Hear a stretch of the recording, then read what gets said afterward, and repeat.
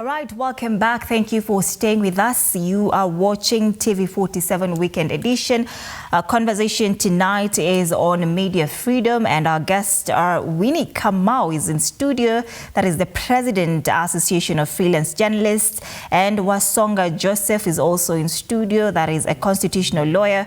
We are still trying to get Akelo Odenyo on board. That is the Secretary General for the Crime Journalists Association of Kenya. Now, before we went on that very short break, the conversation right here was very heated, and we were asking you, Wasonga, what are these exact actions that you mentioned that should be taken in ensuring that journalists are protected when covering political sensitive pieces?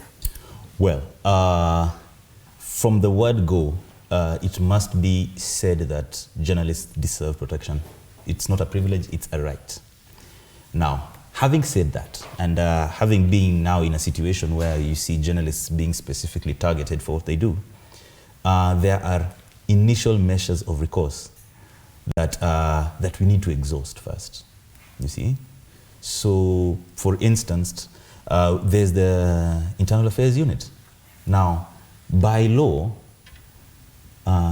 they can either move to investigate a matter on their own motion, or from a report by a citizen of the country.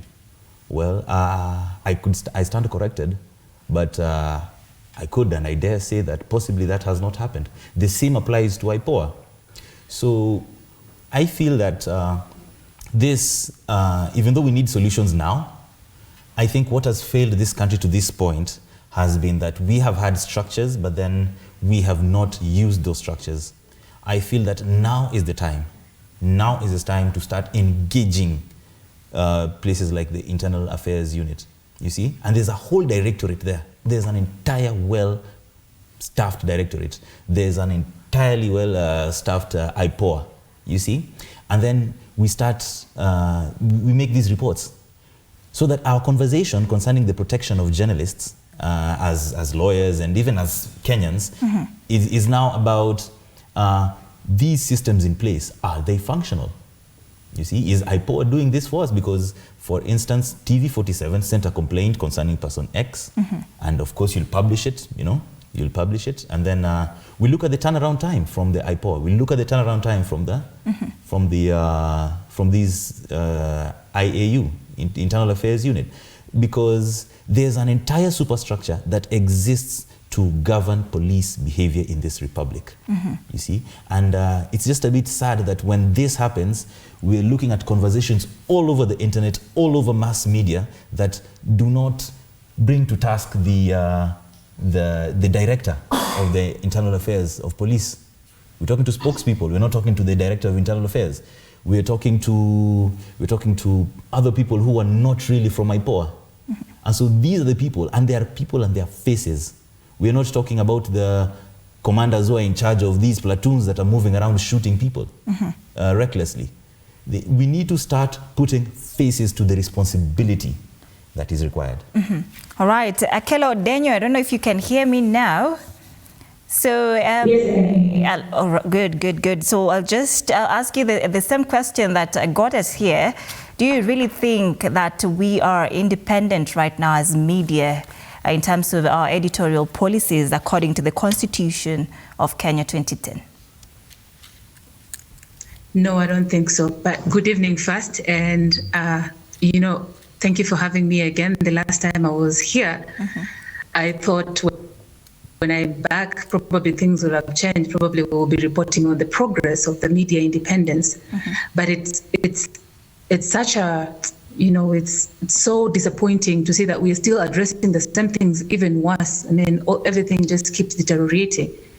Editorial independence in Kenya, really, I don't think we are progressing. In fact, I would say that that's where what is the opposite of lack of independence starts. Because we have, first, when we have all these attacks on journalists, the first thing that journalists will think of doing is self-censorship.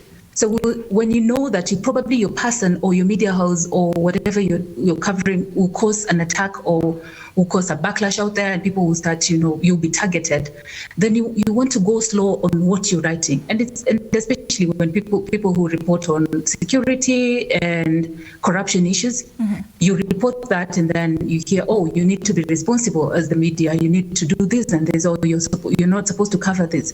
And so you start questioning if what you are putting out there is, if you'll be able to stay in your job, but still cover these things, efficiently, wholesome. So you start self-censoring yourself. There's also political interference where we're always having subtle threats. The threats have never been, sometimes they're direct and we can give it to this government. They sometimes just attack the media directly. But sometimes it's very subtle, and it is such that they're going to withhold something if you do not do as they wish. For example, the introduction of, we are taking measures, we are just cutting on the cost and what, and so they introduce the government advertising agency, and then they cut on advertising and they delay pay even when they give you the advertisement. So it's just another way of, cutting down on your independence. So you're careful on what you report, because they subtly say that they're going to withhold something if you kept, going. So because of the economic pressure that the medias have been facing during this time, you find that media houses will themselves be careful on what they want to report, and there are places where now the corporates that bring revenue to the media houses will determine even the content that you want to write. Because I know of some media houses who stopped completely a publication or a column because a corporate that was giving them advertisements stopped because of another story that they did that was against the policies of that organization. So you see, there's so many things, and sometimes there's even legal threats that will tell you that, oh, if you don't do this, if you do not abide by this, we're going to do this and this and that. And so the editorial independence of the media, really, we cannot say it's improving at all. All right. Thank you so much, Akelo Daniel, for those insights. Now, there's a video I want us to take a look at. That is President William Ruto, while speaking today in Bomet, on how we, the media, should be reporting. Can we have it, Simon? I also want to request the media to report responsibly.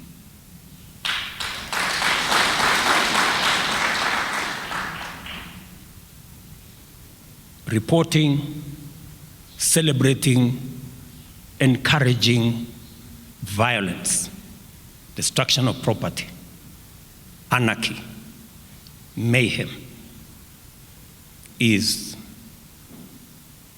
irresponsible. And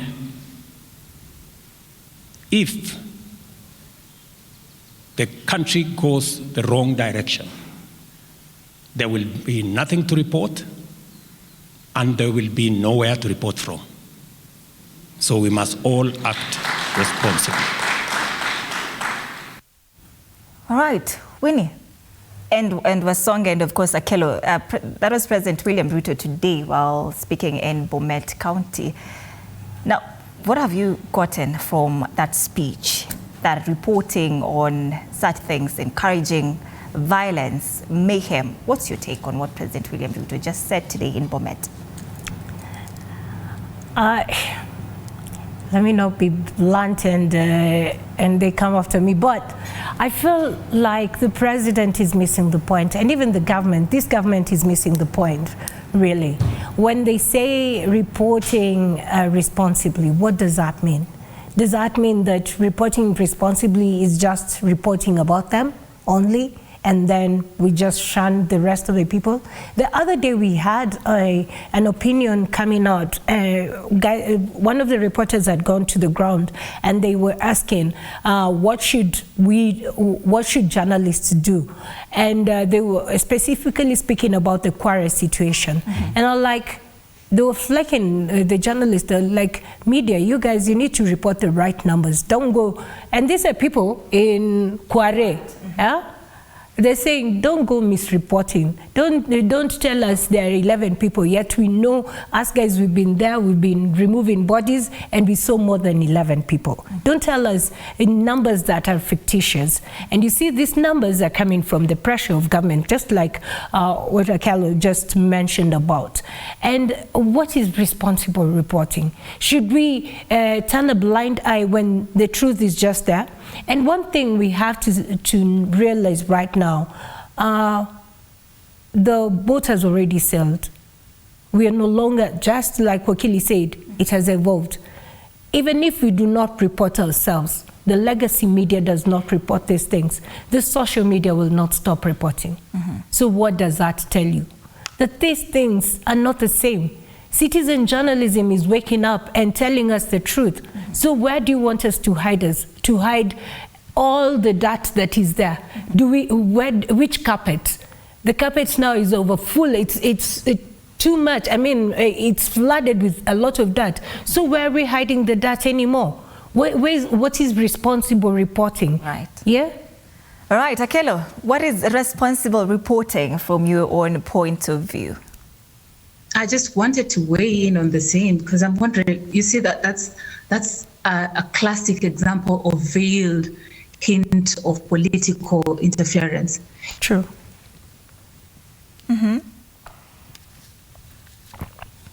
Akelo? She just froze on a very point. It's true, that's political interference, because what else do they expect us to do? Do we go reporting, the clouds are blue, today the clouds are green, wow, look at the beautiful flowers, yet the country in itself is under a big mess. Right. We are under so much, I mean, I go to the shop, he goes to the shop, maybe he doesn't go to the shop. My neighbor, the person whom I'm talking to, Mama Mboga, goes to the shop, and they go and shop, and they come out with nothing. It's not right. All right, Akelo, you were saying a very important something right there before you went mute. Okay, I froze. I didn't even know. Sorry. So what I was saying is that that's a very classical example of what I call veiled, veiled hints at you need to go slow. Because when we have things that do not upset those in power, then they do not remind us that we need to report responsibly. It's only when we are reporting on things that they really don't want out, they want cover that we need to be responsible in our coverage. But what is access to information? Is it that guaranteed in the Constitution? Is that why journalists their work? Is there a part where now you're to this end you shouldn't, or this end? All right. Let's hear from our song, of course. When the president says that the media, we should report responsibly, that when we are talking about these things, we are encouraging violence and mayhem. What's your take on that? Well, I think it's a very simple question to answer. Firstly, because the president was speaking in an official capacity as a symbol of national unity. So when I hear the word responsible, I look at Article 10 of the Constitution on good governance. You see? So that is responsible. I don't see lying in there. So if speaking the truth is responsible Truth to power. Do you think the media, we are not reporting or saying things as they are?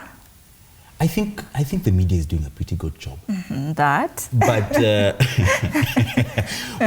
what I think we need to understand is we need to stay on ball.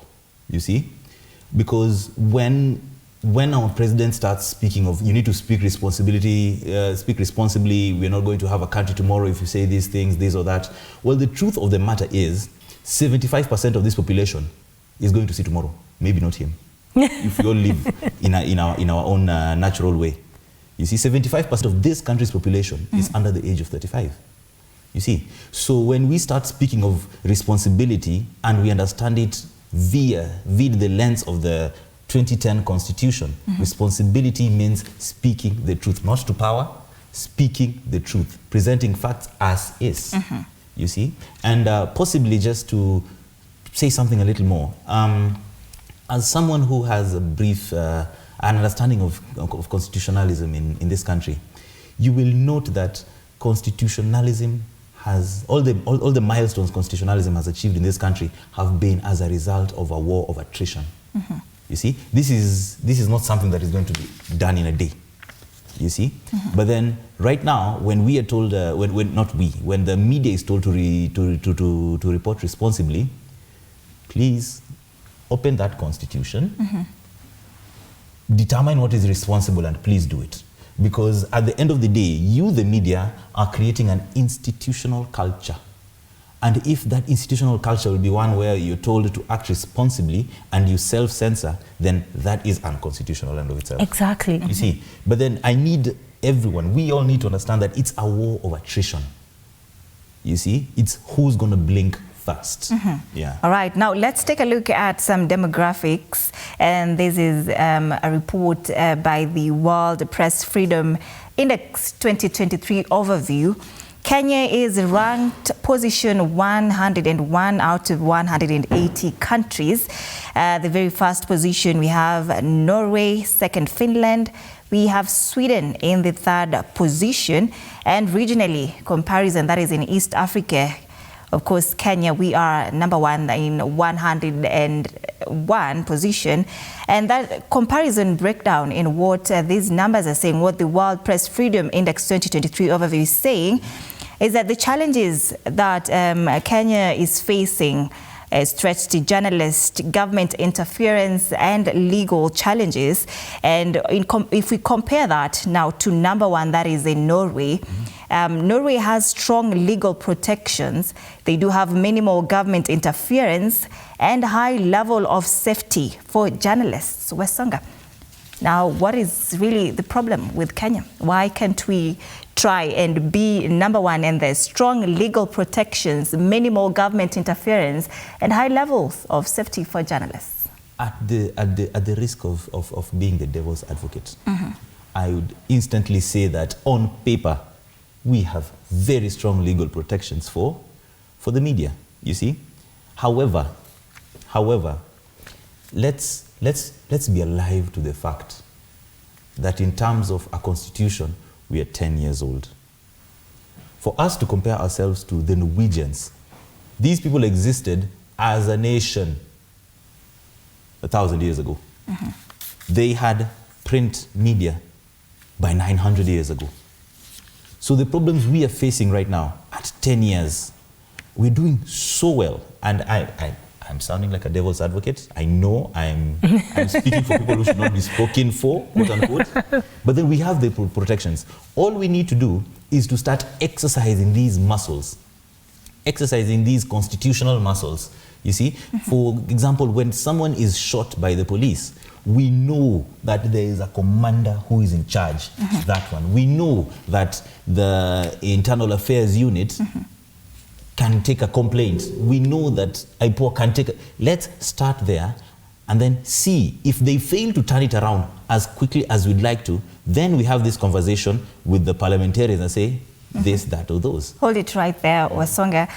There's a clip that I want us to take a look at by Kuria, that is the then Trade Cabinet Secretary, Simon. Na nimaliza nyinyi watu wa media kusema, Nation Media, muamue kama nyinyi ni gazeti, ama broadcasting house, ama media house, ama ni chama cha upinzani. Na mimi nimesema, kutoka kesho, kutoka leo hata sio kesho, idara yote ya serikali nitaona imeweka advertisement kwa Nation Media. Ujihesabu kwa nyumbani. Naitwa Mradhime na Mufere. All right, that was Moses Kuria on the 18th of June 2023. That threat was issued to the Nation Media Group back then. But you see in these rankings by the World Press Freedom, Kenya, whatever they're saying is that we are facing challenges even in our media independence, pressure, and economic constraints. We also have an issue with an access to information, despite these laws existing that should really just govern us and protect us. So would you say, Winnie, that these threats on the media are deliberate? Threats on the media are really just there on our faces. And from Moses Kuria utterances, we saw what happened after. We saw the government advertising agency now being moved, and one media house was selected from, I don't know where. There was some tenders that were floated, and one media house was just given a tender to be able to publish all government opportunities. And that one now crippled what we're talking, like Protocol was talking about, political interference coming in as economical interference. Because from there on, the legacy media houses, Nation Media House now went from, you can imagine the amount of money each month, each media house was getting was almost 14 million. Every year, every media house was getting almost 14 to 12 million. In USD or Kenyan? No, Kenyan shillings. I know that's little money, but that's what they were getting. And you can imagine that small amount of money was withdrawn because of such utterances. Winnie, is that data correct? Yes. It is? Check. All right. Akelo, let's just bring you in now to also get your opinion on what we've just heard from Moses Kuria. That is what, this was last year when he was the trade CS. Do you think these attacks on the media are deliberate, Akelo?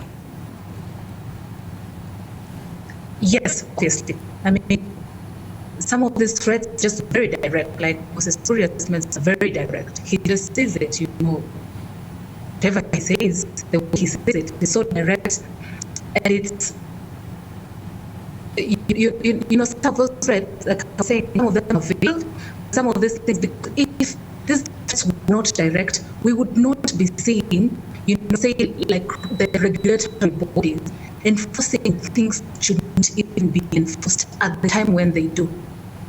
Or should not be seeing a journalist being shot at. Because if you're shooting at me when I'm covering or throwing tear directly at me, you're trying to stop me from doing it. It's definitely direct. And even social media campaigns, we do that when you start trending or media is trending, and they have all these campaigns, information, whatever, coordinated to discredit you or discredit the media house, or just, you know, or on how we report or whatever they want to touch on. So these threats, I would say, are very direct. I think that's why also our approach is Akelo, thank you so much. We are struggling here, right here in studio, to get you clearly, but we can really hear where you're coming from. Thank you so much for being here as we wind up. I'll just get to Wasonga's opinion from what from Moses Kuria's sentiments that is clearly a threat to also that media house that was talking about right there. What's your take on that? I think that with the benefit of a social scientist, that is what they call lawyers, with the benefit of a social scientist's education, I'd say this: we need to understand the psychology behind some of this impunity. We need to understand the psychology behind those statements. You see, we need to understand the psychology behind the reckless shooting of journalists, and it's the same.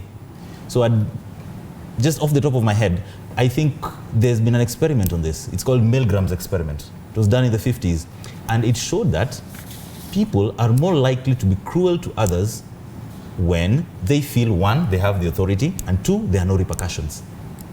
Now, constitutionally, you see, the Constitution exists to defy these two things. First of all, people can be held accountable for their actions. These police officers can be held accountable. And do you know that the IPOA and the Internal Affairs, no, just IPOA. IPOA is a quasi-judicial body. They have the authority to give instruction to the Inspector General on the quantum of damages, the amount of money that should be paid to people who are hurt by the police. Mm-hmm. You see? Wasonga, the question was about Kuria's video on the threat exactly. to the Nation Media Group.